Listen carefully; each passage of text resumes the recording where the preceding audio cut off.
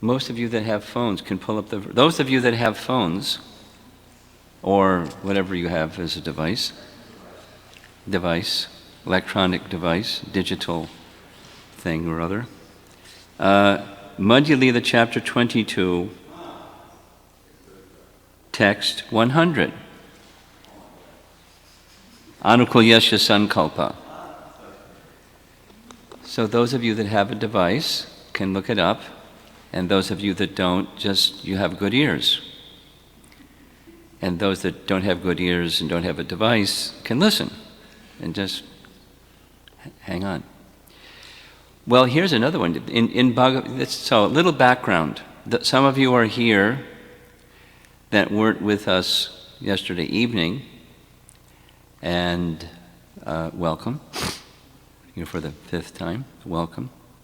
And we began yesterday evening, Dravida Prabhu began yesterday evening by reading and then making an awesome presentation on 1866 Bhagavad Gita.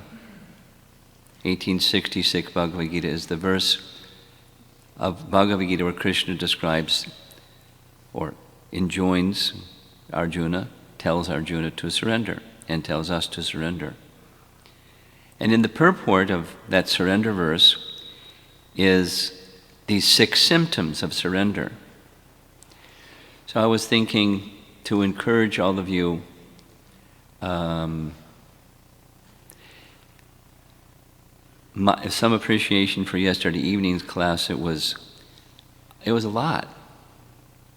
And I recommend that in the course of this topic is so essential for progressing in Krishna consciousness. Not only, Dravida said it twice, it's not an event, it's a process. Surrender isn't like once upon a time I surrendered and now Haribol. It's an ongoing submission unto Krishna and progressing further and further and further and further. We'll hear that as we go along. So the topic is so essential, I recommend, and the presentations that are going to have very, very valuable understandings, that I recommend that you listen to the recordings again, take notes, because Dravida covered like 8 different points. Here's another point, and he speaks a little fast. And it was. I had my seatbelt fastened, and I was in takeoff mode the whole time. It was really wonderful. So I'm encouraging, and I'll do something. I'll go a little slower, but there are important points in the process of surrender. And then this verse is the anatomy of surrender, and then we're going to go, do whatever you call it, in-depth discussion of each of the limbs. The word is in Sanskrit is anga. There are 6 angas or limbs of surrender. So I'm going to be discussing the 6 limbs of surrender. He discussed surrender. These are the 6 limbs of surrender. He went through the first 2 a little bit, and then further and further. So what's the goal? To progressively, not like climb the mountain. He used a very nice metaphor of we're at the foothills, and then lying beyond the foothills is the mountain range, and then there's Mount Everest. So, but the distinction here is that when the process of surrender is done nicely, Krishna picks us up.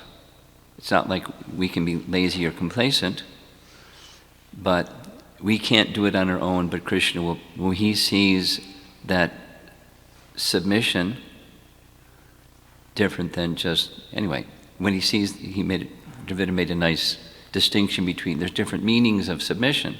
Anyway, listen to his class again. Wonderful class. The goal is to become further progressed on this process of surrender up to the final stage. So you'll hear some things in this class that are addressed at that point, and then as we go along, it'll go more in depth, and hopefully we'll all be more surrendered, closer to Krishna. closer to the goal of wherever we are, closer to the goal by further submission and further surrender and further, touch the lotus feet of Krishna and grab hold of them. That kind of surrender. Okay, so now you've got your devices ready and your ears ready. We'll chant the 6 limbs of surrender verse. Madhya Lila, chapter 22, verse number 100.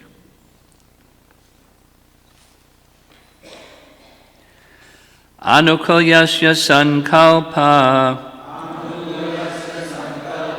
pratikulyasya varjanam rakshishyatiti vishvaso goptritve varanam tata atma nikshepa karpanye shadvidha sharanagati. One more time. Anukulyasya sankalpa pratikulyasya varjanam rakshishyatiti vishvaso goptritve varanam tata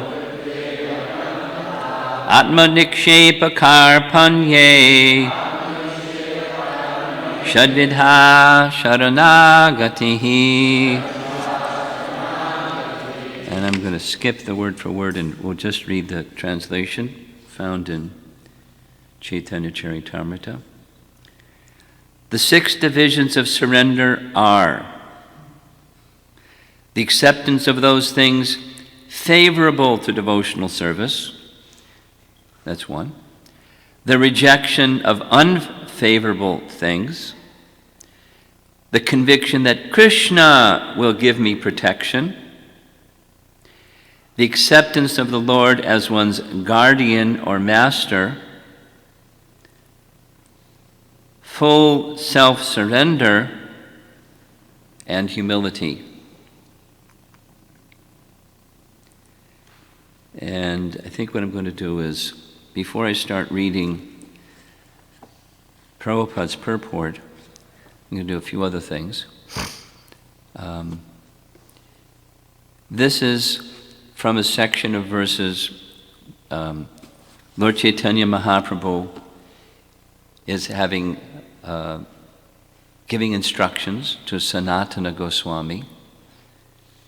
Sanatana Goswami is one of the principal associates of Lord Chaitanya.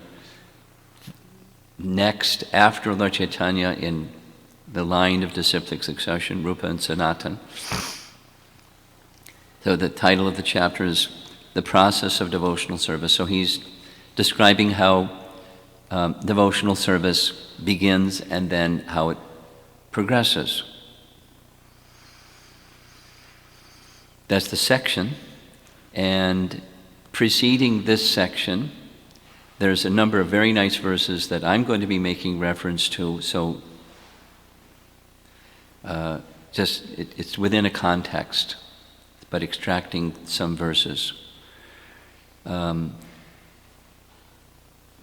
Where Krishna says how bhakti, devotional service, begins. It begins with association of devotees. We're going to be discussing that little section. And then through association of devotees, one comes to know about Krishna, not just God, but the personality of Godhead. And when one becomes knowledgeable about who Krishna is, not just God, but the personality, it serves as impetus for surrender to Krishna. That's another one of the subjects. So we'll be covering those verses. It's a very nice instruction. Very nice instruction. So to assist what I'm going to do this morning is, this is Lord Chaitanya's instructions to Sanatana Goswami Of course, Lord Chaitanya also instructed Rupa Goswami, and he has his section in Bhakti Rasamrita Sindhu, our nectar devotion. And Jiva Goswami was the student of both Sanatana and Rupa Goswami, and he wrote about the same thing. So our great acharyas are giving us a big assist. We don't have to speculate. We just go to our acharyas and hear from our acharyas, and Prabhupada has synthesized it very simply and nicely. So we'll go through our founder acharya's purport. But there's some nice points that Jiva Goswami gives on this topic of the 6 limbs of surrender, which I'd like to start with. It's on the same topic, the 6 limbs of surrender. So this is found in his Bhakti Sandarbha text, or Anucheda number 236 and 237. One day BBT will provide us with something. But Bhanu Swami has translated. So this is from Bhanu Swami's translation. Jiva Goswami begins the section saying, first, surrender or sharanapati will be discussed. So sharana, the same term is found in Bhagavad Gita 1866. Sarvadharmam parityaja mamekam sharanam braja. So sharanam. So sharanapati, sharanagati, these different, that the root is the same meaning, surrender, the steps of surrender.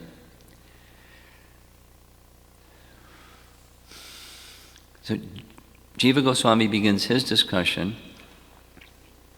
with Anucheda 236, Bhakti Sandarbha.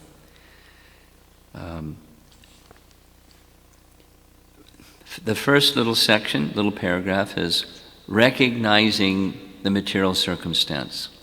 So there's volumes and volumes and volumes in the Bhagavatam and other writings that make it very clear we're in a difficult circumstance. One devotee wrote to me recently saying, I think I don't really understand as well as I should understand how much suffering the living entity have in this material world. So this is as a beginning point in Jiva Goswami's treatment on this topic. Afflicted by fear of samsara, samsara means birth and death, by the enemies, the 6 enemies, in the form of the 6 vargas, lust, greed, anger, delusion, pride, and envy. Some of these are described in Bhagavad Gita.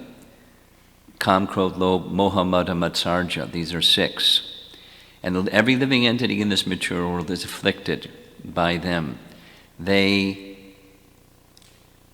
enemies in the sense, he specifically says, because they cause aversion to Krishna.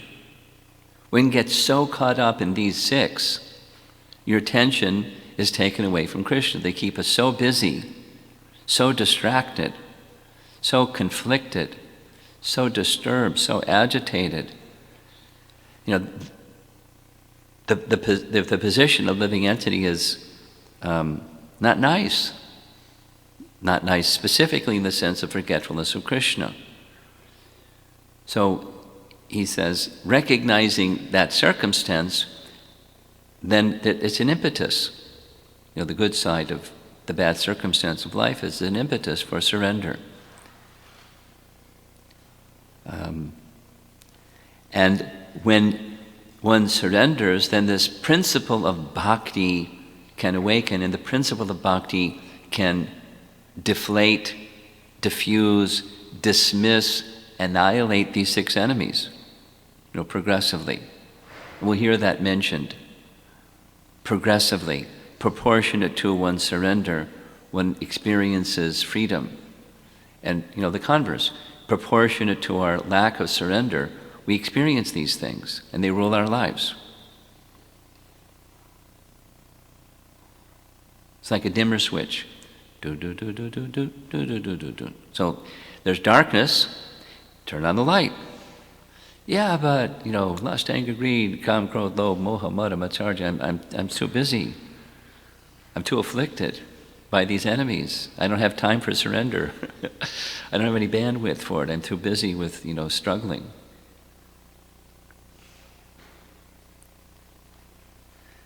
Similar message in Bhagavad Gita.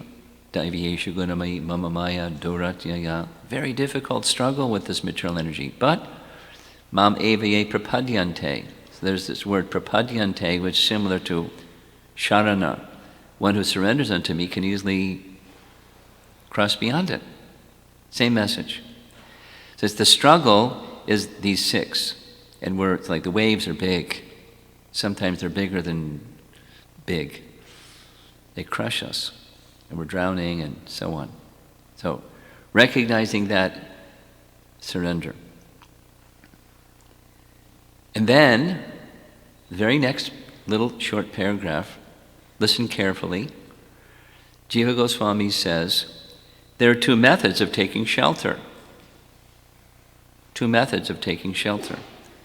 One, by announcing that one has no other shelter. Two, by giving up other means of shelter by using good intelligence. Well, so interesting, not surprising at all, but also interesting. This verse that we chanted together, Madhya Lila, chapter 22, verse 100, verse before that, 99, says the same thing. Krishnadas Kaviraj, guess where they got it from? Rupa and Sanatan. Guess where they got it from? Lord Chaitanya. So, disciplic succession. Text 99, translation reads, there are two kinds of devotees. Those who are fully satiated and free from all material desires. That's the term sharan, akinchanera. Persons who are free from material desires. Akinchana. Any bells ringing? Akinchana. Queen Kunti. Akinchana. Queen Kunti says, those that, we'll say it the opposite. Those that have material shelters, they cannot feelingly call out for Krishna. Say it positively. Those that do not have other shelters can feelingly call out for Krishna. So there's this akinchana, of those who are surrendered to Krishna because they're afflicted and they don't want to be afflicted, and so Krishna is the only opportunity, or God is the only opportunity for them to overcome their affliction, so they turn to Him materially, with no material shelter. It doesn't mean that you're a pauper, you're a destitute person with no means. You may have means, but you recognize they're not shelter. Now, generally, people in this world think they're shelter. And I have to, using this economic term, I have to hedge. I learned this from a devotee that majored in finance at an Ivy League school. It's one of the first things they teach is hedging. Don't put all your eggs in one basket. If you're going to invest, you invest over here and over here and over here and over here. So there's hedge funds. So they train college students how to hedge. But bhakti is no hedging. There's only one shelter. Or as Jagatananda Pandit, wonderful, wonderful, super wonderful devotee of Lord Chaitanya, writes, don't make the mistake of trying to cross the river putting one foot in two boats. You'll end up in the river. You won't cross the river. So if you want to go with spiritual life, put both feet in the spiritual boat. Don't hedge. Akinchana, one shelter. So there's this other shelter, mixed shelters, in case Krishna lets me down, or just due to my conditioning, I'm habituated to multiple shelters, then one can't feelingly call out. And then we wonder, why is our chanting mechanical? Because we're not feelingly calling out, because we have other shelters. Our mind is going to those other things. So there's these two kinds of surrender. One is this akinchana kind. Those who are fully satiated and free from all material desires. And then there's a second kind of devotee, those who are fully surrendered to the lotus feet of the Lord. They don't have material shelters. They're super enthusiastic, or eager and hankering and coveting that. Dravida was explaining it very nicely yesterday. The qualities of these two, these Sharanagatera, those that are surrendered and those that have no material shelter, their qualities are the same. But those that are fully surrendered to Krishna's lotus feet are qualified with another transcendental quality, Atma Samarpana, full surrender without reservation. Full surrender without reservation. Reservation. This is this hedging, or one foot in two boats. It may even be that I'm approaching Krishna with a mixed desire. I want, in exchange for my service, I want Krishna's shelter, and I want my wishes fulfilled, my material aspirations fulfilled. And so then that's neither akinchana nor sharanagatera. It's mixed. There was a question yesterday that Jivana asked, and I don't know if everybody, especially our newer people, caught that question and the answer. For those of you that didn't, Dravida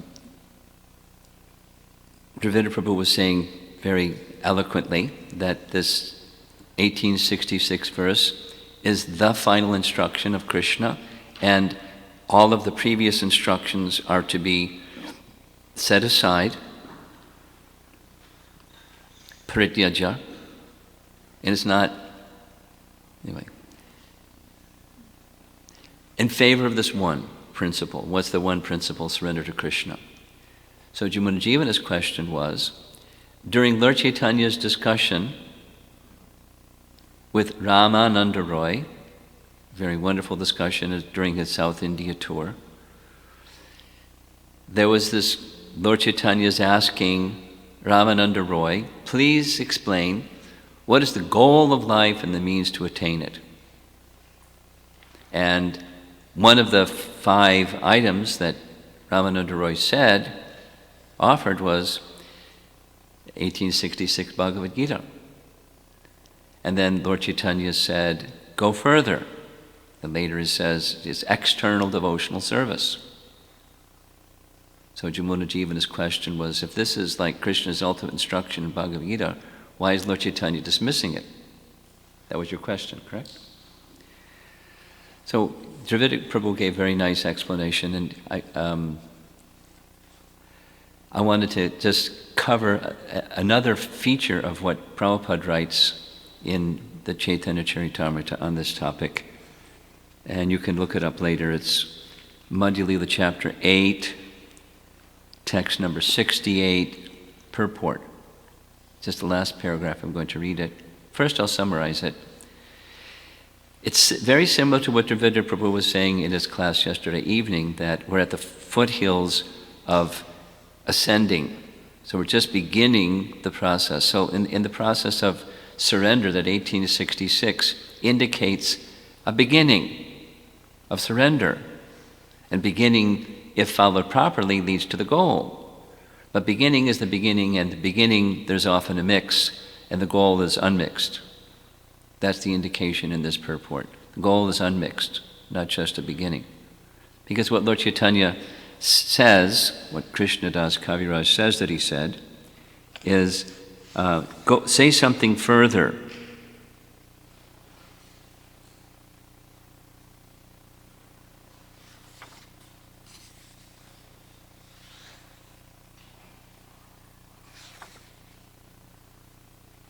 Go ahead, say something more. So besides just like beginning, there's this something more, mature stage. Here's Prabhupada's purport. Devotional activities sometimes appear to be impure in the neophyte stage. But in the mature stage, they are completely pure from material activity. That's the sarvadharmam. Again, as Dravida was saying, referencing 1.1.2 Bhagavatam, Dharma projita kaitavotra.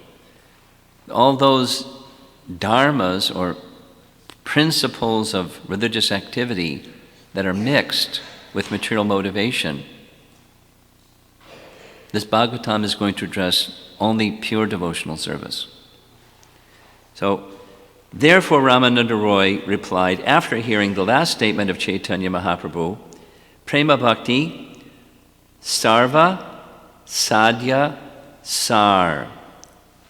Prema Bhakti, Sarva, Sadhya. Sadhya means goal. There's a sadhana to reach a goal. Sadhana reaches sadhya. Sarva, sadhya, sar. Sar means essence. The essence of sarva, sadhya, of all goals. What's that? Prema Bhakti. And Prema Bhakti is not mixed. So one may surrender mixed.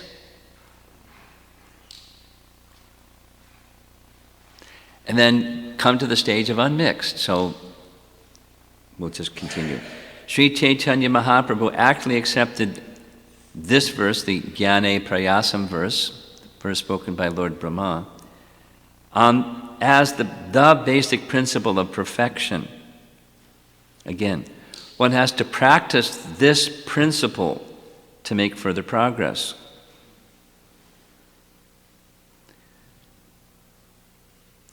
When further progress is actually made, one comes to the platform of ecstatic loving service to the Lord.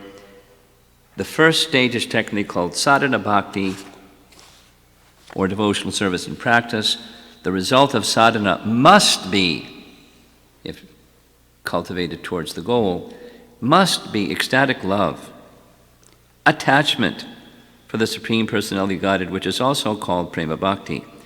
Again, in the neophyte stage, sadhana bhakti includes faith association with devotees practicing. 1866, go further to pure devotional service, not just the foothills, but keep going. So that's the message for all of us too. We're practicing devotional service at some level or another. Continue with that submission and surrender.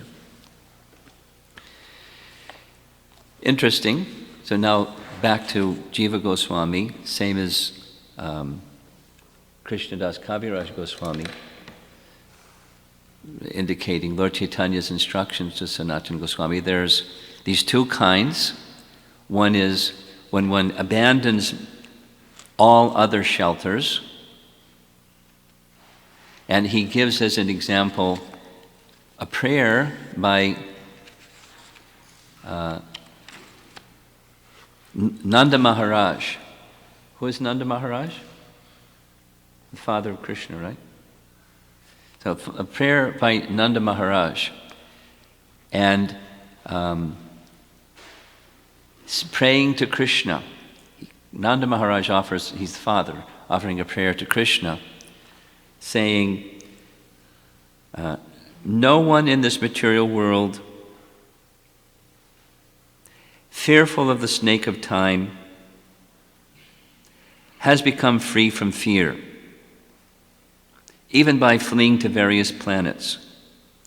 But now that you have appeared, death is fleeing in fear of you, and the living entities have obtained shelter at your lotus feet. By your mercy are fearless and tranquil. So no other shelter. The taking exclusive shelter, like the statement previously, is just making a declaration. I take shelter of you. Maybe some of you are familiar with the very wonderful statement made by Lord Ramachandra in relation to Vibhishan, accepting Vibhishan's submission. We went to that place in South India. It's a very powerful, potent place. The place where multiple persons surrendered to Lord Ramachandra. But where Vibhishan surrendered, he says to his associates, one who even once, this is Sharanagati, one who even once states, my dear Lord, from this day I am yours. This is the first of these two kinds. I, Lord Ramachandra, will protect them, including protecting them from fear.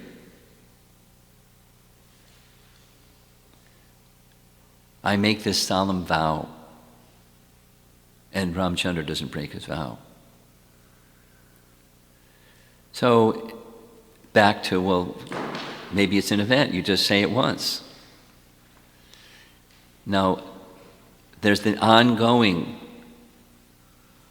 not only, as Dravida said, day after day, but literally moment to moment. The free will of the living entity is operative at every moment. And sometimes we're wisely choosing, and sometimes we're not wisely choosing. We become forgetful, and Super Soul sees that inclination, and he covers us with forgetfulness. That's also discussed. How does that happen? You'll hear some more as we go along. How does that happen? So it's this proportionate to. Then there's another kind of surrender. Qualitatively, it has another element to it.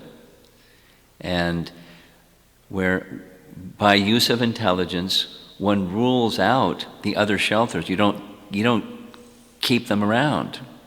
They're like not just swept away, but even the very root of them is taken away.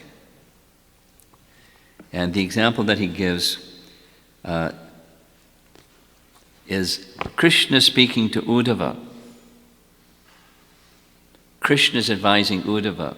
This is in the 11th canto Bhagavatam. O Uddhava,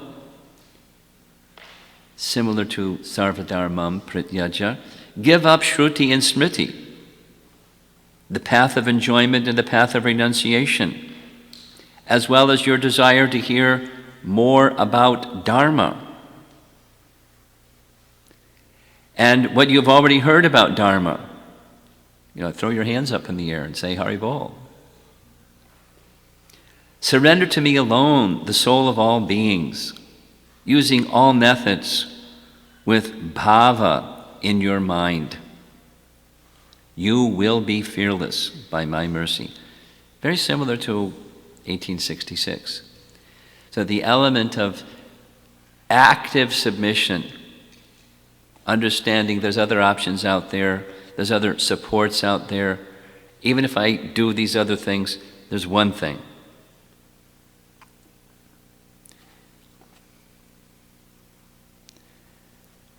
And he goes on saying, Krishna says the same thing in Bhagavad Gita. So the encouragement is use your faculty of discernment as best you can and consciously, moment to moment, choose the shelter of Krishna. whether it's the situation of difficulty or the situation of everything is very nice. Choose. This is what's being encouraged. And then he goes on and presents these 6 limbs of surrender, and again starts to go through them. So we'll go now back to Prabhupada's purport of Chaitanya Charitamrita Madhya Lila, chapter 22, text 100. One who is fully surrendered, purport by Prabhupada, one is fully surrendered is qualified with the 6 following characteristics, 1 and 2. The devotee has to accept everything that is favorable for rendering of transcendental loving service to the Lord. 2, he must reject everything unfavorable to the Lord's service. This is also called renunciation. So there's injunctions and prohibitions, vidhis and nishedhas, things to be done, things not to be done. The things not to be done is in the second category. They impede seeing Krishna. So we have our 4 rules, the 4 restrictions. They're very basic and fundamental. There's other ones too. There's like lots of others. I had this opportunity, a very nice Jewish young man, staunch Jewish young man, had made in his college experience, had made a friend with an Indian girl who was regularly visiting the temple. So he came to the temple to find out more about Krishna consciousness. And his first question was, in Krishna consciousness, do you have rules? Not, in a challenging way, but in Jewish faith, from our discussion I came to understand, those that are followers of Jewish faith, they understand there's laws. And to be a good Jewish person, you follow the laws. You follow the laws. That's what being a good Jewish person is. Know what the laws are and follow the laws. And if you don't follow the laws, you're not a good Jewish person. So in your organization, in your teachings, are there rules? Are there laws to be followed? So yeah, there's laws to be followed, injunctions and prohibitions. We have these 4 regular principles. And then there's multiple others, but these are core, really, really fundamental. Like, that this chair stands on 4 legs. Prabhupada's example. Saw off one of the legs and you're on the floor. So 4 pillars, the prohibitions. Because why? They're sinful. Why? What's the nature of sin? Why? Because it blocks your ability to see Krishna. Accepting things in favorable, rejecting things unfavorable. So we're 2 down and 4 to go. 3, a devotee must be firmly convinced that Krishna will give him protection. No one else can actually give one protection. And being firmly convinced of this is called faith. This kind of faith is different from the faith of an impersonalist who wants to merge into the Brahman effulgence in order to benefit by cessation of repeated birth and death. A devotee wants to remain always in the Lord's service. In this way, Krishna is merciful to his devotee and gives him all protection from the dangers found on the path of devotional service. What are the dangers found on the path of devotional service? Well, there's lots of them, but just, being in this world is a danger. Dravida quoted that nice verse, padam padam yadvi padam nate sham. And even you don't step, just stand still, and there's danger. Take a step and there's danger. It's dangerous. So to engage in devotional service, we're extending our senses specifically into the field of the material energy and contacting sense objects for the purpose of serving Krishna. In doing that, there's danger. In not doing so, there's danger. But doing so, if you're surrendered, you recognize Krishna will protect me. And one who has that consciousness that Krishna will protect me, Krishna protects him or her. Krishna protects that soul. Otherwise, it's fearful. And if one isn't fearful, one's foolish. Actually, at the deep inside, there's fearfulness, because we don't know what's going to happen next. Here's what Jiva Goswami says. It's really short. Prabhupada expanded on it a bit.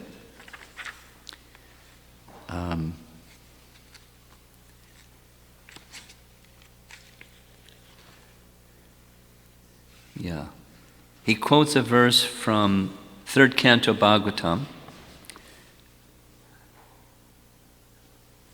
The process of creation is being described. The Lord of the three worlds, who is the cause of creation, maintenance, and destruction, the original person, whose power of Yogamaya cannot be understood even by the greatest of yogis, will give security. What is the use of deliberating on this? ? That's all he says. And that's the quote from the verse. What's the use of deliberating on it? So, just a little appreciation is embodied beings have propensities, Prabhupada has taught us, because Scripture teaches, eating, sleeping, mating, and defending. And as long as you have a body, one is driven by these four. And of the four, the most powerful one is defending or protecting. One can be eating, sleeping, or mating, and if some danger comes, you stop any one of those three things to do the one thing. Defending.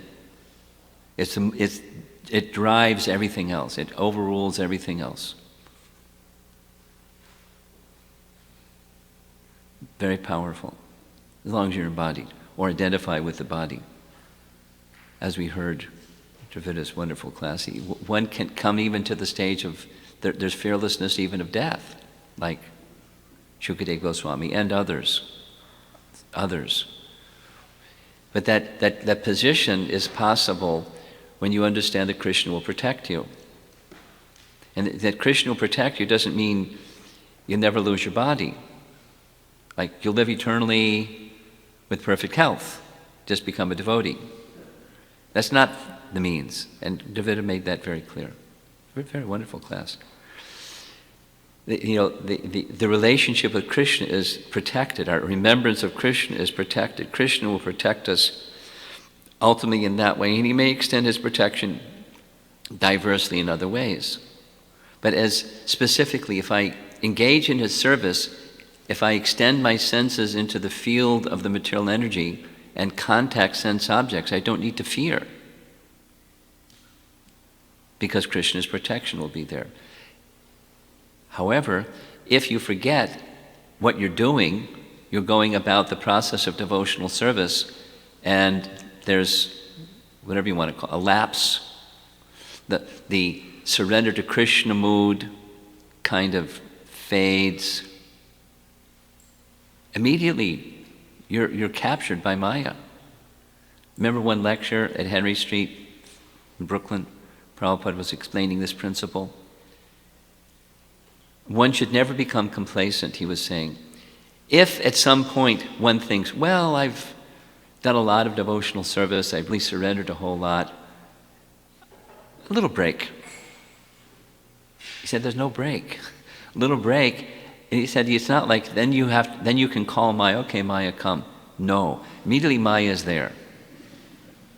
As soon as there's a break or lapse or complacency or now let me enjoy, you don't even have to call Maya to come enjoy. Immediately, you're covered. And Maya means you can't see Krishna.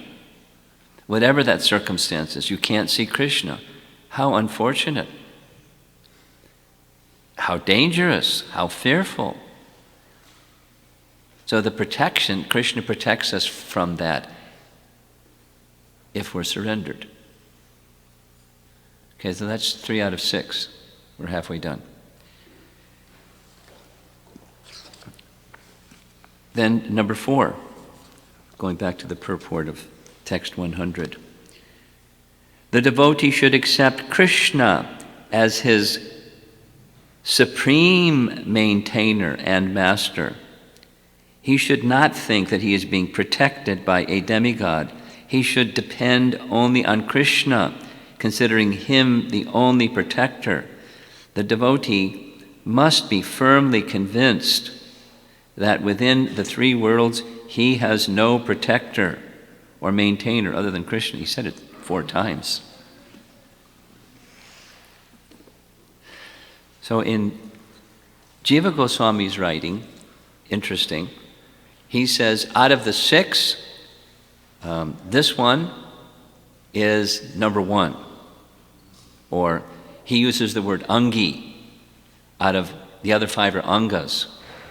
Some of you are a little bit familiar with this language of there's different avatars, and Krishna is the avatari, the source of all the other avatars. You're familiar with that? Swayam Bhagavan Krishna, Krishna in Goloka Vrindavan. That Krishna is the avatari, and others are avatars. So similarly, angi is that root of all the other angas.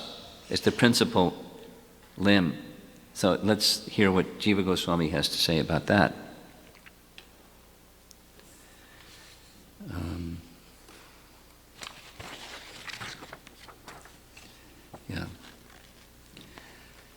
He gives some references from the Puranas. First, Nrsimha Purana.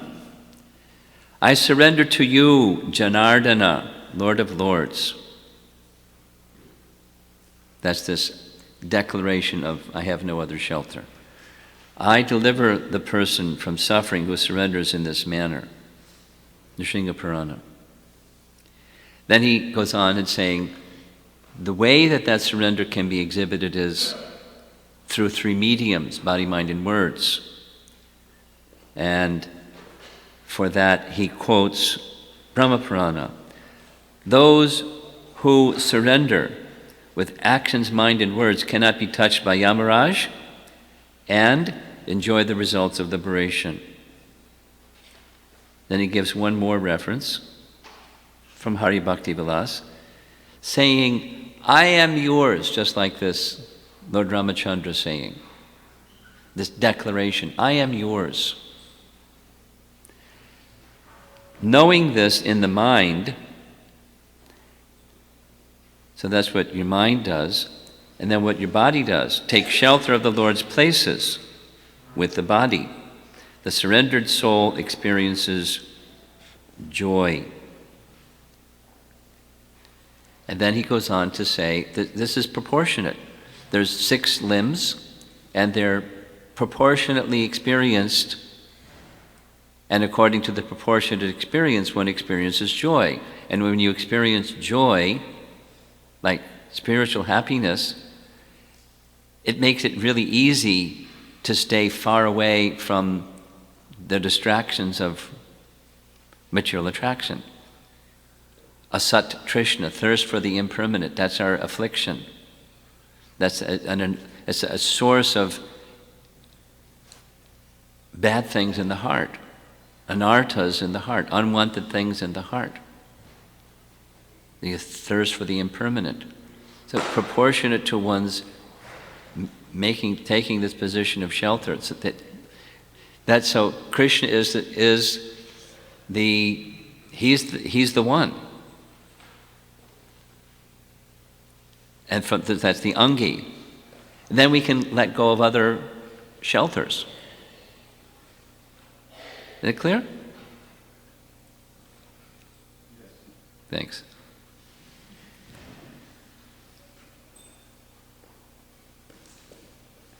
When we don't take shelter of Krishna, we're going to hang out with other shelters and experience being covered and experience duality, and sometimes happy, sometimes miserable, and etc., and be scratching our heads. Why is the process of bhakti not working?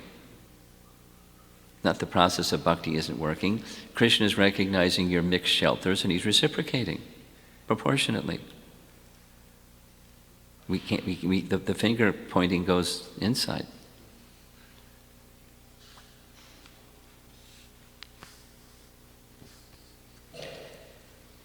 To emphasize this, Jiva Goswami points to a statement made by Uddhava to Krishna in Uddhava Gita in the 11th canto. O Lord, Uddhava speaking to Krishna, for one who is being tormented on the terrible path of birth and death and is constantly overwhelmed by the threefold miseries, I do not see any shelter other than your two lotus feet, which are like a refreshing umbrella that pours showers of nectar. Interesting poetry. You did? Okay. So, umbrella keeps showers away. But you hold this umbrella and it pours showers of nectar.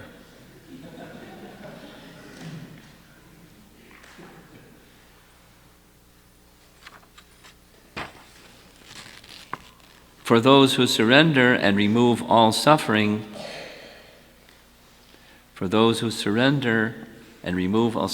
we can't remove our suffering, but the false shelters is our suffering, or it's the root of our suffering. It's ignorance, false shelters. So remove false shelters and you remove suffering. But we're attached to trying to be the enjoyers of these false shelters, and so we maintain them, we invest consciousness in them, we cling tightly to them. If someone starts to tug on them, or the material energy starts to tug on them, we scream, and we become miserable because they're very dear to us. And then the worst of all is we forget Krishna as a result. But those that abandon those, and as a result the sufferings connected with those, showers of nectar come. A transcendental happiness. Okay, so that's 4 out of 6. And there's 2 more. And they're nice ones. Number 5, self-surrender means remembering that one's activities and desires are not independent. The devotee is completely dependent on Krishna, and he acts and thinks as Krishna desires. Now here's, Jiva Goswami has a lot to say on this one too, and that's very beneficial. His message primarily is renouncing false ego, is this one, Atma Nikshepa, renouncing false ego. Well, it's really easy to say it, but the renouncing false ego ain't easy. Like, we're covered by false ego. And it's not just like, instead of being a macho guy, you become a humble guy. That's not the meaning. That's not like renounce false ego. Now you did it. You accomplished it. You became meek and humble instead of a macho guy. But false ego covers the meek and humble guy too. It's misidentification of who we are. And misidentification of who we are starts even before there's a body, a gross and subtle body. There's a long explanation of this. I'm spending some time with another, Jiva Goswami's writing Tattva Sandarbha of the Prameya Kanda, and he deals with the Buddhists' idea of nirvana. Anyway, it's a long presentation, long discussion. But even in the susupti state, the deep sleep, when the living entities are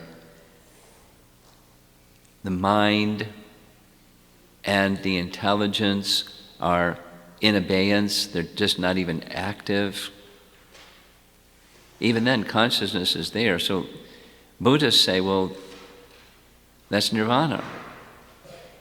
There's no consciousness, period. So this other thing that you call conscious, that's also not conscious, because all there really is, this nothingness state.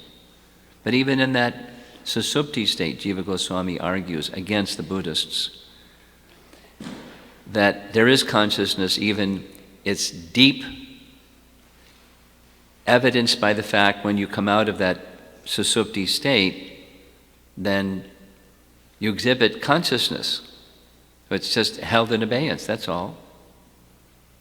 It's like if you have an operation, they put you under anesthesia. When the anesthesia wears off, you wake up.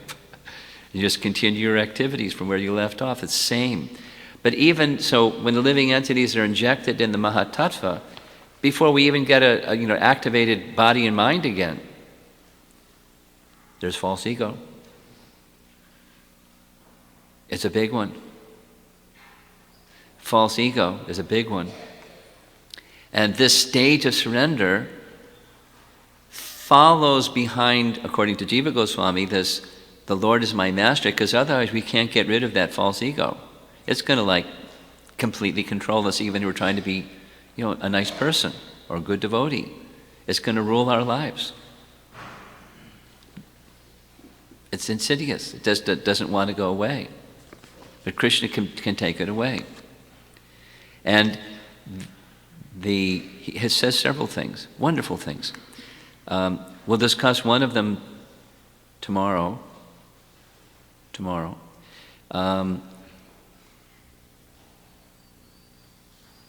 Namaha. He quotes Padma Purana, so I'll only mention it quickly, but Namaha, he says, Ma represents ahankar, and Na is negation. Namaha. Like we know, Nama Om Vishnu Padaya, Namaha. Or, you come in from international rivals in India and in Delhi, and you'll just show a pair of hands folded and namaskar, like welcome. Namaha. Literally it means no false ego.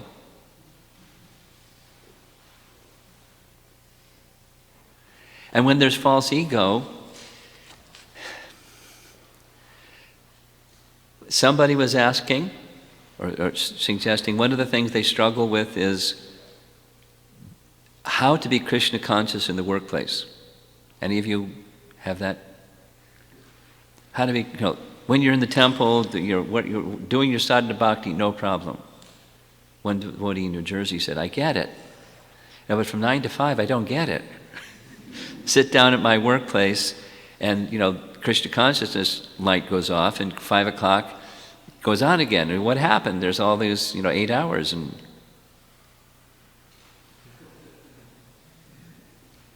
where did Krishna consciousness go? How do you be Krishna conscious in the workplace? Namaha.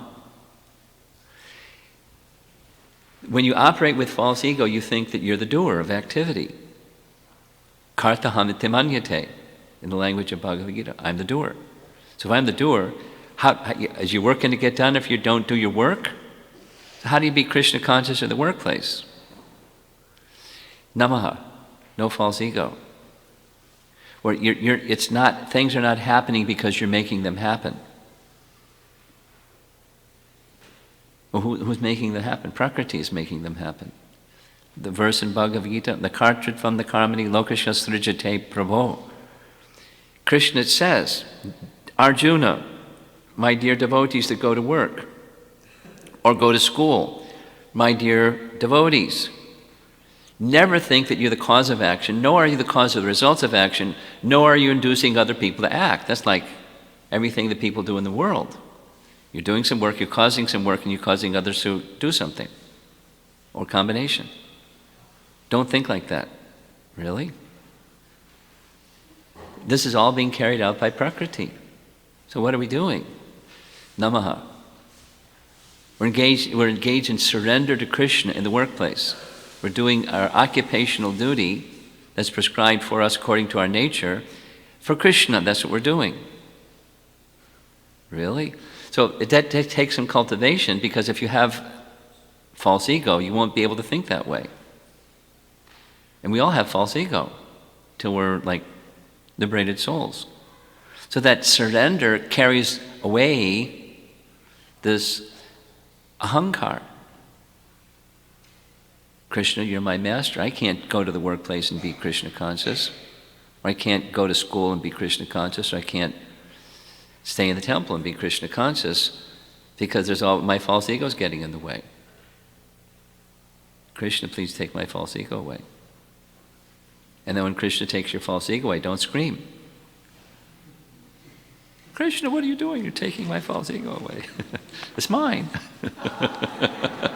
It's me. It's who I am. We're going to cover this some more. He quotes a verse from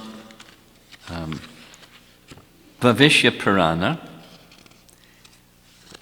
which says, let me just make sure it's Bhavishya Purana. Brahma Vaivarta Purana. The Lord is easily accessible for those who renounce ahankar. For those with ahankar, there's a mountain range between them and the Lord. Now, I know a couple of people that have really like mountainous false egos, mountainous pride. And the Lord is far away. But they don't know the Lord is far away. They think something else because of pride. And the root of that pride is false ego. And that's how he concludes this little section. As long as, this is a quote from 3rd Canto, Chapter 9, Bhagavatam.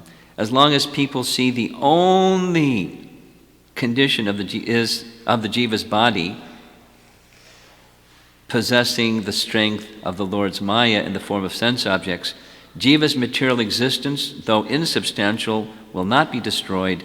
It produces great suffering and gives results for all actions. That's the translation's a little rough to read. It's Madhya Swami's. But the emphasis is upon if ahankara rules, basically if you're trying to be a good person, but ahankara rules, then you're stuck. And rather than experience joy, you'll experience sorrow and misery and the results of all actions. Here's the final little reference. This is Prabhupada's translation of 399. O my Lord, the material miseries are without factual existence for the soul. Yet, as long as the conditioned soul sees the body as a means for sense enjoyment, he cannot get out of the entanglement of material miseries being influenced by your external energy. So external energy rules the body and the senses and your experience, the mind and your happiness and distress and everything. The external energy rules that as long as you're ruled by ahankar. So we may know better. We will all get an A in the exam that says, are you a spirit soul or are you this body? We'll get that one right. Check that box. We're spirit soul. But then to act in that consciousness, to be able to be in that consciousness requires surrender. Beyond theoretical. Prabhupada writes it in his Bhagavad Gita purport. Beyond theoretical, where there's no chance of being engaged in fruitive activity. That's surrender. So pride, the person who thinks he is independent or proud is bound in samsara. Pride, thinking one is independent, thinking that you can do things, you're going to get things done, you're going to acting through false ego. Problema.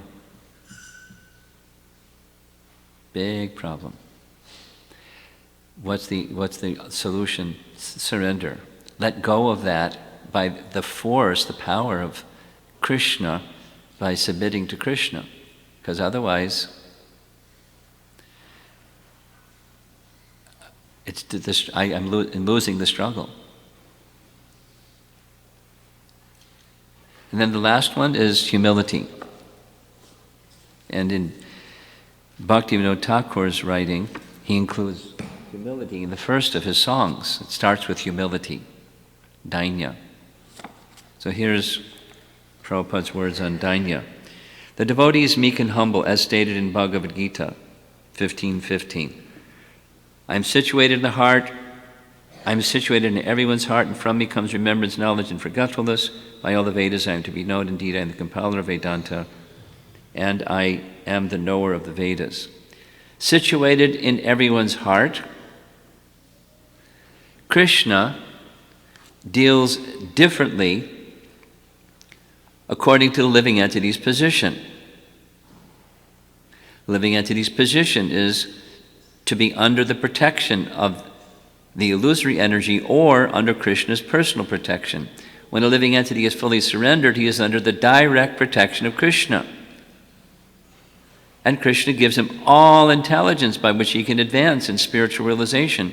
The non-devotee, however, being under the protection of the illusory energy, increasingly forgets his relationship with Krishna. Sometimes it is asked, here's this question I said would be explained. Sometimes it is asked, how Krishna causes one to forget? Answer.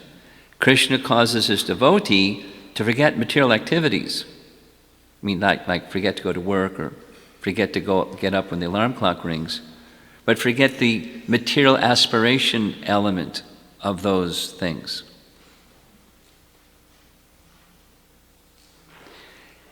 And through the agency of Maya, Krishna causes the non-devotee to forget his devotional service to the Lord.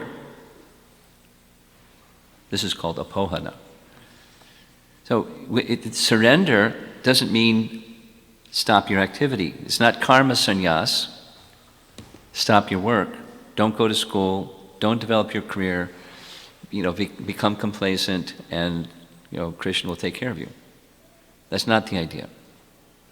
Not karma sannyas.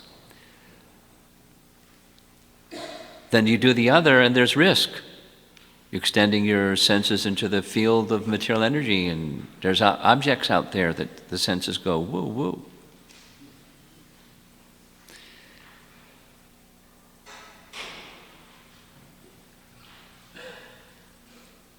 Krishna is our protector. Krishna is our maintainer. Krishna is our dearmost friend. And he, with the absence of false ego, Krishna will recognize that we really want him, and Krishna will help us. And it's progressive. Again, referring to something that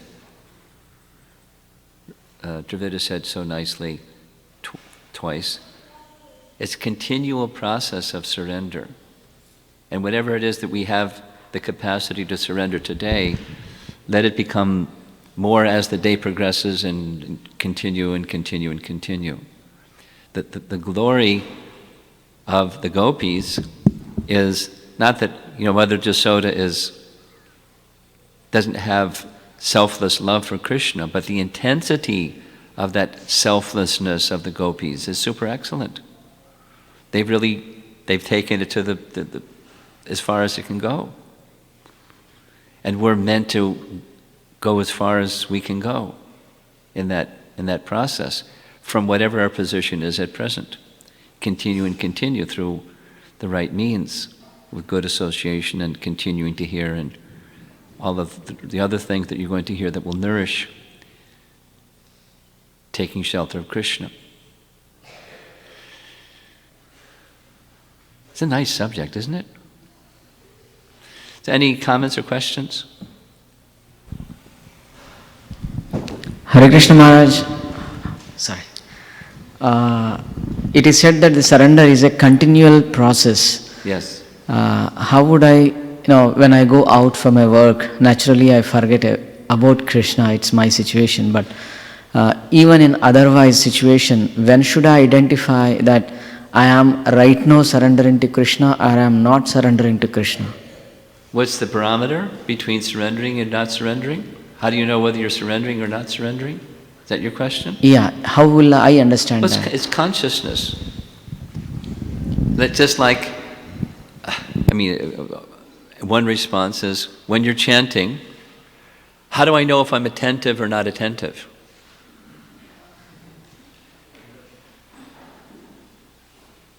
And if you're attentive, then you're surrendering. If you're surrendering, you're attentive. So if your attention is elsewhere, you're not surrendering. So it's not a binary thing. It's not like, this is not simply the mind. Because the mind, people do this artificial, how can I be Krishna conscious in the workplace? It's from the soul. When you become attached to someone, you think of that someone while you're doing your regular activity. So you're not, inattentive to your regular activity. Prabhupada explains this. A devotee is more conscientious than a non-devotee materialist because they're doing for Krishna. So the inside is attachment to Krishna, you're doing for Krishna. So you're protected by Krishna, so you do it very nicely because you're doing it for Krishna. So it's where your attachment is.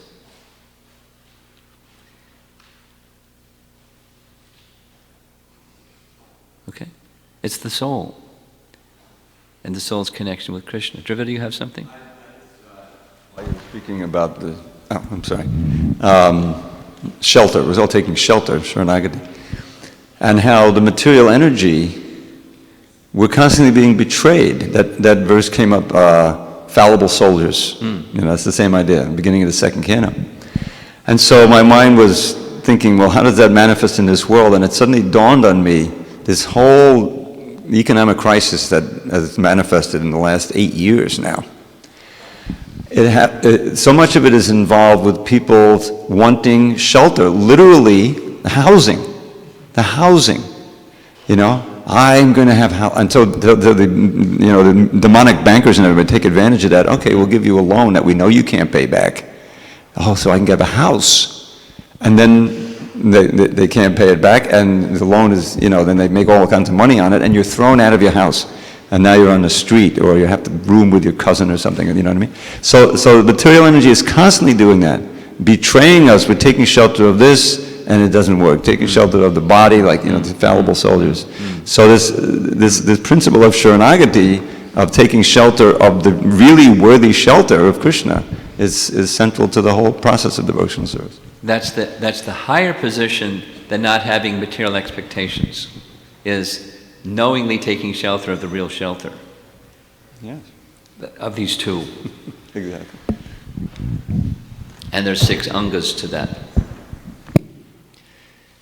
Yes.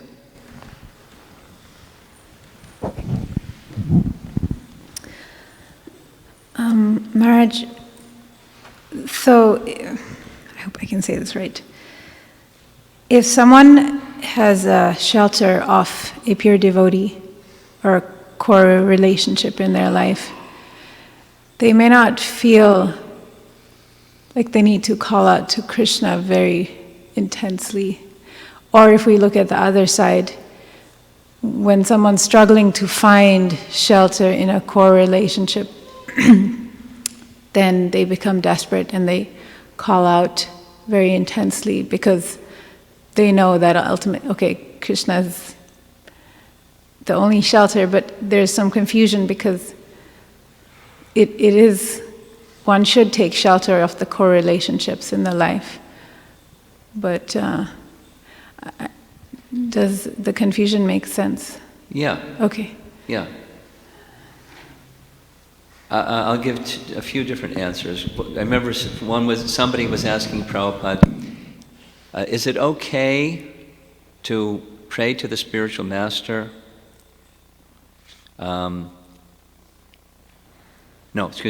it okay to pray to Krishna? Because then then maybe I'm jumping over the spiritual master. Is that okay, Prabhupada? He laughed and said that they're inseparable. To see them separate is a false dichotomy. To see them separate is a false dichotomy. So in other words, if there is proper shelter in a person who is representing Krishna, you'll see Krishna behind them because Krishna is behind them. Their value, their merit, their worthiness is their transparency. They're bringing Krishna. So it doesn't mean I don't pray to Krishna. They're the same. One is representing Krishna and the other is Krishna. They're not separate. So that the praying to take shelter of Krishna is part and parcel of having shelter in someone who's directing you to Krishna. Yeah, sure. In the first chapter of the Chaitanya Charitamrita deals with the spiritual master. And one of the statements that always this comes out when these topics are raised, Prabhupada says, quote, in the purport, one should never think of his or her spiritual master without thinking of the spiritual master's relationship with Krishna. In other words, to try to, say, well, Krishna's in the background, so that it has to be together like that. It's a false dichotomy. Or you could say it's an incomplete understanding of what shelter in the spiritual master means, who the spiritual master is. So then I need to refine my understanding of who the spiritual master is, not that's the root, not something else. Spiritual master means one who gives Krishna. They're not distinct. Is that all right? You have to process it a little bit. Huh?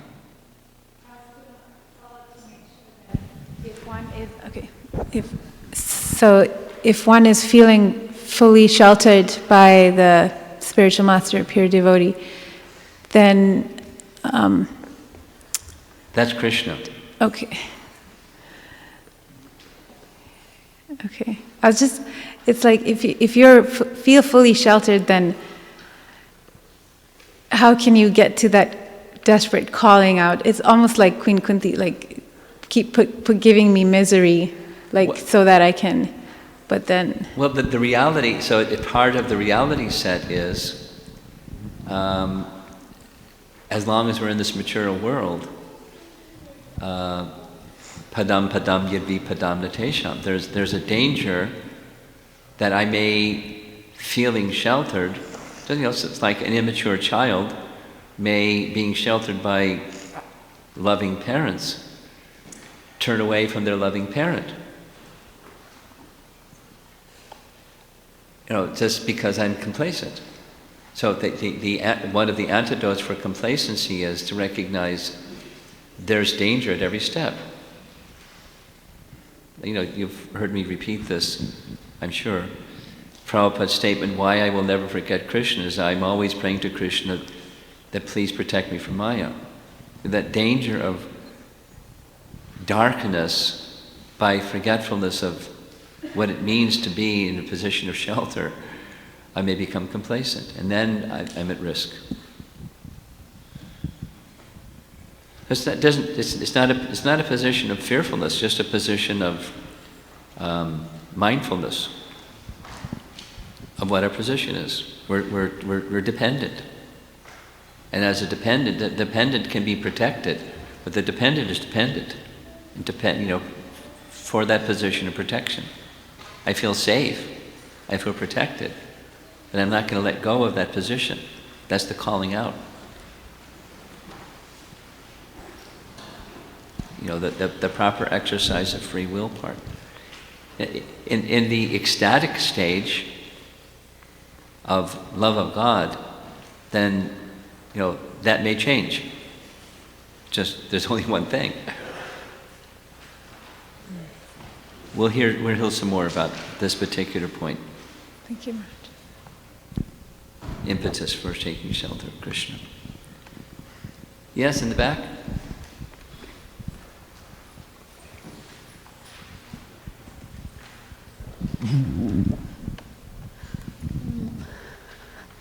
A couple of things, like the principle of Ishavashyam says, accept only whatever is your quota. Yeah. And here we are talking about accepting things which are favorable to Krishna. And then the lifestyle that a person lives and is brought up in, they have some material needs. Yes. And till the material needs are not in place and being fulfilled, one does not feel impetus to serve Krishna. Well, the question is a little similar. We need to serve Krishna because that's who we are. We need to be who we are. And if we're not being who we are, then we're in trouble. We're in Maya. We need to serve Krishna because otherwise we're in Maya. And Maya's not nice. She doesn't treat people nice.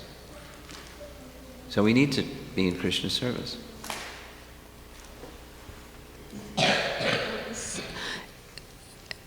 Elsewhere in Bhagavatam, it says that one should reduce one's material needs as one progresses in Krishna consciousness.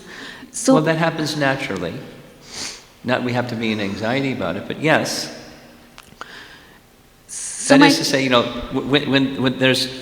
when one is feeling very full and satisfied, needs diminish because we're feeling full and satisfied. So my question is, looks like as we progress in Krishna consciousness, what is favorable for Krishna, for his service, varies, depends on where we are in our Krishna consciousness. Yes, absolutely. Absolutely. You got it. So from person to person, and even in our own lives, and even from one day to the next, or one part of our life to the next, needs change in proportion to our Krishna consciousness. As well as our circumstance, but according to our Krishna consciousness primarily.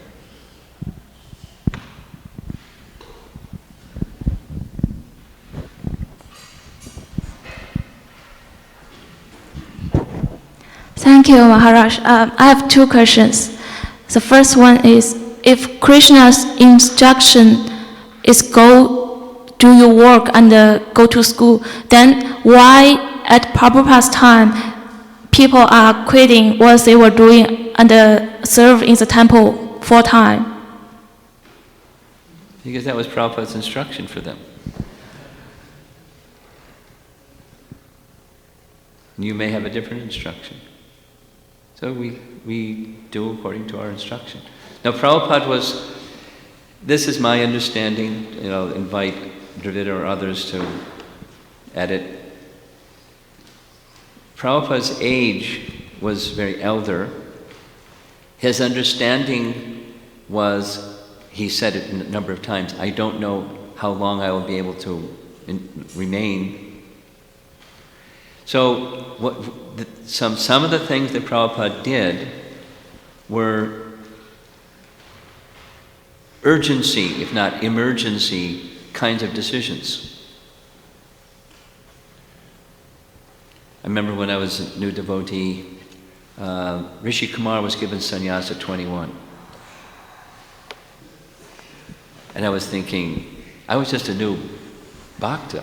I was thinking, how's that going to last? I didn't really even know all the challenges that sannyasis would have, and it didn't last. But Prabhupada was encouraging in a certain way because he needed to spread the movement because he wasn't going to be around for too long. So he took risks and he engaged people accordingly. Now, he's gone. Our founder Acharya is physically not present. And so other decisions may be made that are less emergency or urgency. It doesn't mean, the material condition is less serious, but sustaining Krishna consciousness, let's say you in particular, or anyone, but you in particular, what is your nature, what is suitable to your nature, and what will allow you to go on with enthusiasm, like Stira was saying, seeing that your needs are met. And all other things, expectations of your mother and father, and your own ideas of whatever, accomplishing something and feeling I've accomplished something. It's false ego. But being real, what's a realistic picture of what is good for you to progress in Krishna consciousness without the emergency mode? So different instructions are being given today than during Prabhupada's time. Specific to those kinds of things. It's a detail, not a principle change, okay? The second question is about the nature propensity. So is that important to do the work that match our nature propensity? The problem is that currently people actually they do not know what they like. That's right. I feel like a lot of students, they just follow the mainstream.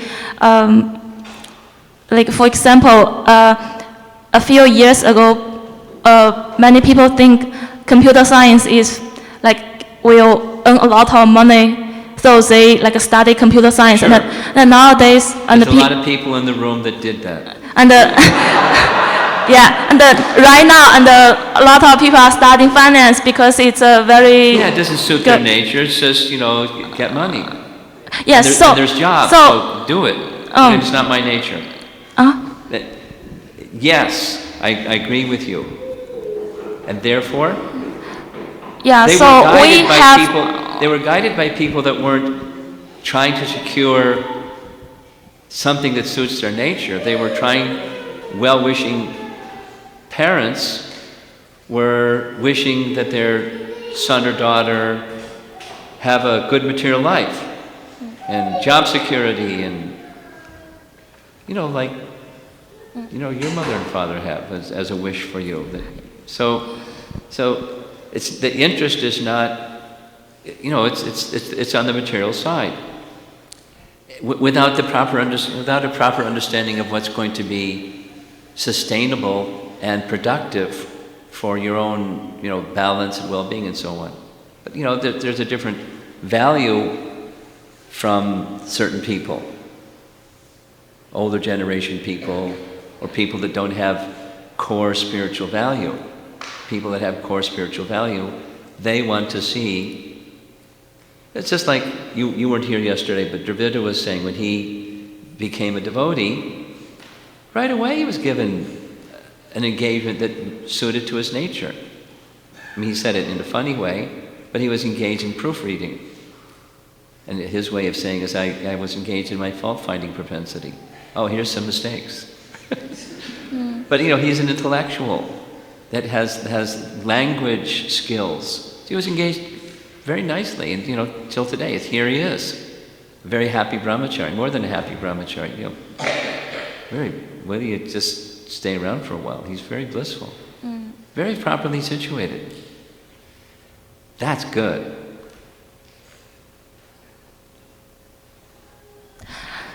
So the problem is that I feel I have lost my nature. I don't know what I like. Maybe many other people, they also have the same feeling. We only know what other people like, what the society like. Yeah, right. So gradually I lost my own voice. So my question at the beginning is that important to do the work? But there's something more important. That, with the question of do according to your nature, then in the next breath is do what you like. What we like is not necessarily what our nature is. It's maybe material enjoyment, sense gratification, specifically. and not necessarily a deeper understanding of what my nature is or what my voice is. It's just I like it. Like a child likes to play. That's my nature. I like to play. Let me just please engage me according to my nature. According to what I like.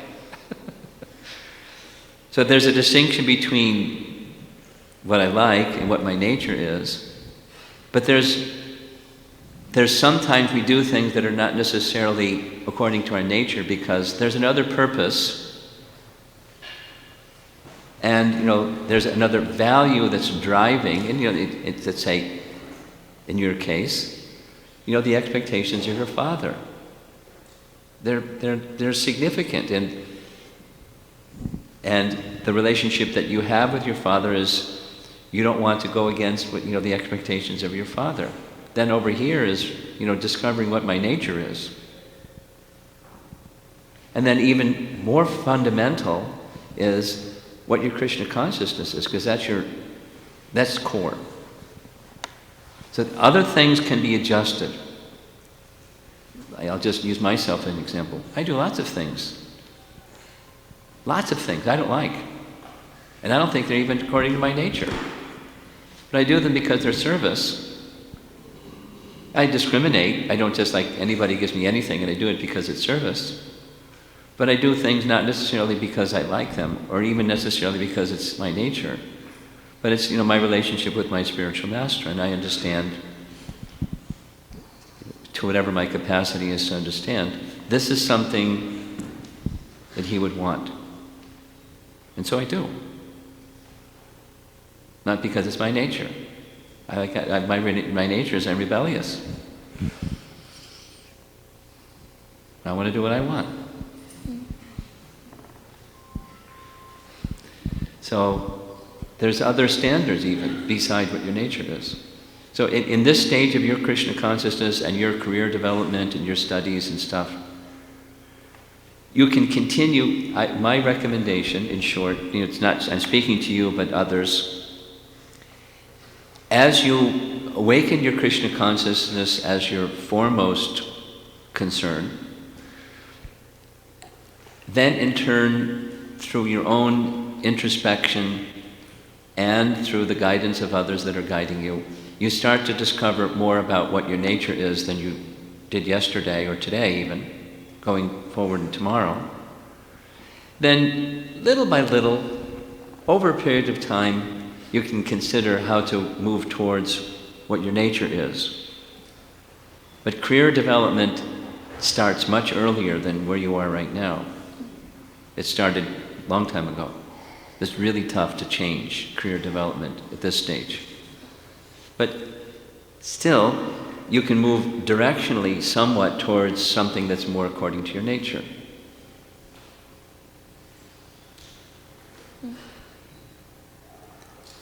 Be less concerned with that. You should be concerned with that. It's important, because that's what you're asking. It's important.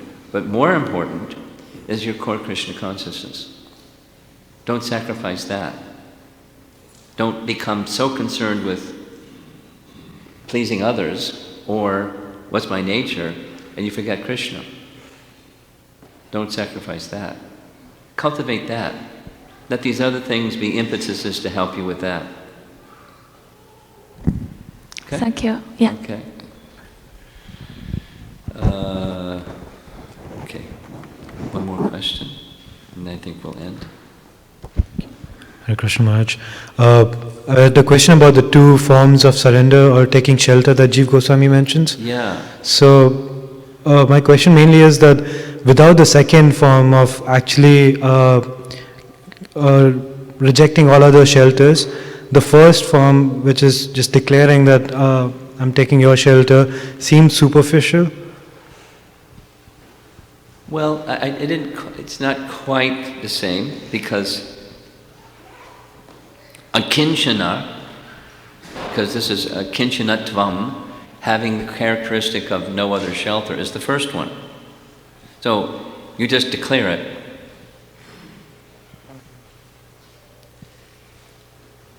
And then the second one is, with these 6 limbs, I'm actively pursuing it.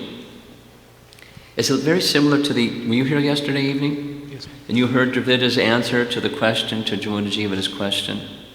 Now the active process of hearing and chanting is what Lord Chaitanya accepted.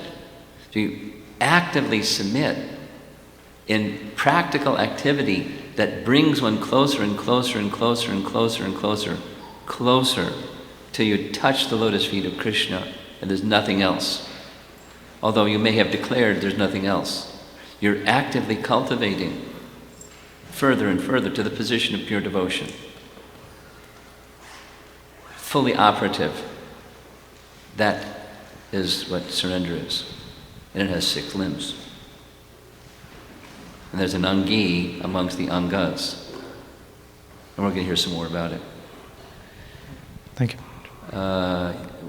One hand waving here, and this is the last question. We'll have to take a break. Maharaj, you said that there are multiple shelters. So what are some examples of these multiple shelters that are available to us, and how do we identify them? Well, they're false shelters, first of all. Like as Dravida was saying, fallible shoulders. Oh, my family. That's a false shelter. My job. That's a false shelter. My money.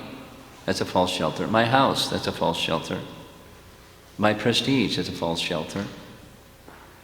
They're abundant. So many false shelters. And we want happiness through those things. And if there's some damage done to those things,